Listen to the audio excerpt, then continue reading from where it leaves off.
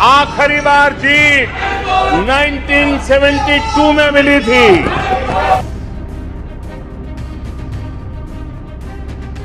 प्रधानमंत्री ने आज जब लोकसभा में अपना भाषण आगे बढ़ाया तो कुछ इस तरह से विपक्ष के सांसदों ने मणिपुर का नारा लगाया। दोस्तों, मेरा नाम है कुमकुम बिनवाल। आज प्रधानमंत्री ने अविश्वास प्रस्ताव पर लंबा चौड़ा भाषण दिया।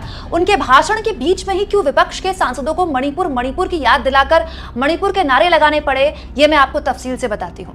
प्रधानमंत्री मोदी ने दोस्तों आज जब अपने भाषण की शुरुआत की तो कुछ इस अंदाज में की, हंसते मुस्कुराते। सूरज जी जरा जोर से हंस लीजिए। कई लोगों ने प्रधानमंत्री मोदी के इस अट्टहास करने, इस मुस्कुराने और विपक्ष को निशाने पर लेने को लेकर बहुत उनकी आलोचना की, क्योंकि खुद प्रधानमंत्री मोदी भी जानते हैं कि यह अविश्वास प्रस्ताव उनकी सरकार को गिराने के लिए नहीं, मणिपुर पर प्रधानमंत्री कुछ बोलें इसको लेकर था।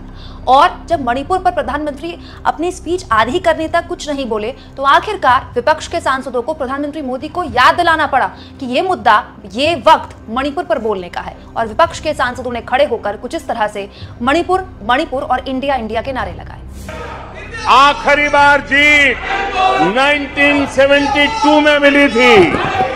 तो कुछ इस तरह से विपक्ष लगातार मणिपुर के नाम की नारेबाजी करता रहा, पीएम मोदी को याद दिलाता रहा कि अविश्वास प्रस्ताव लाया ही इसलिए गया है कि पीएम बताएं देश को कि मणिपुर में हो क्या रहा है।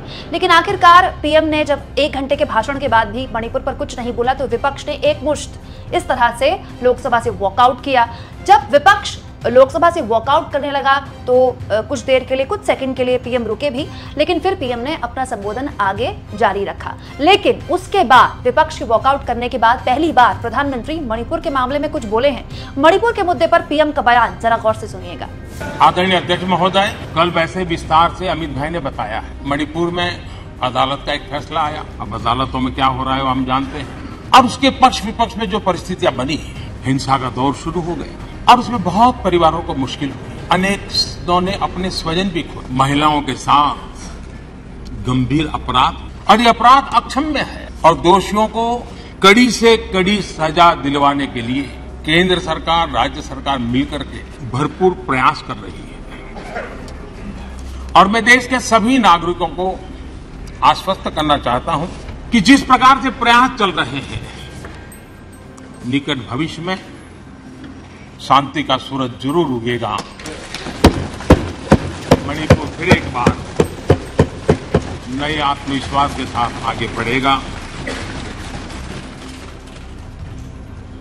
मैं मणिपुर के लोगों से भी आग्रहपूर्वक कहना चाहता हूं, वहां की माताओं, बहनों, बेटियों से कहना चाहता हूं, देश आपके साथ है। ये सदन आपके साथ है। हम सब मिलकर के, कोई यहां हो या ना हो, हम सब मिलकर के इस चुनौती का समाधान निकालेंगे। वहां फिर से शांति की स्थापना होगी। मैं मणिपुर के लोगों को विश्वास दिलाता हूं कि मणिपुर फिर विकास की राह पर तेज गति से आगे बढ़े। उसमें कोई प्रयासों में कोई कसर नहीं रहेगी।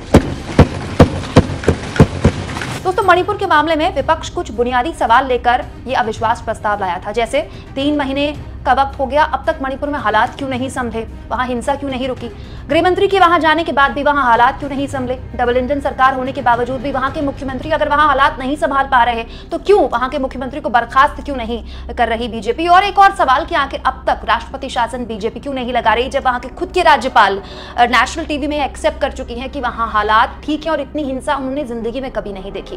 क्या आपको लगता है विपक्ष के इन तमाम सवालों के जवाब प्रधानमंत्री मोदी के इस बयान से मिल गए हैं? कमेंट बॉक्स में जरूर लिखें और जितना हो सके दोस्तों मेरे चैनल को शेयर करें, सब्सक्राइब करें और थैंक्स और ज्वाइन के जरिए अगर आप चाहें तो कुछ आर्थिक मदद भी मेरे चैनल पर मेरी कर सकते हैं।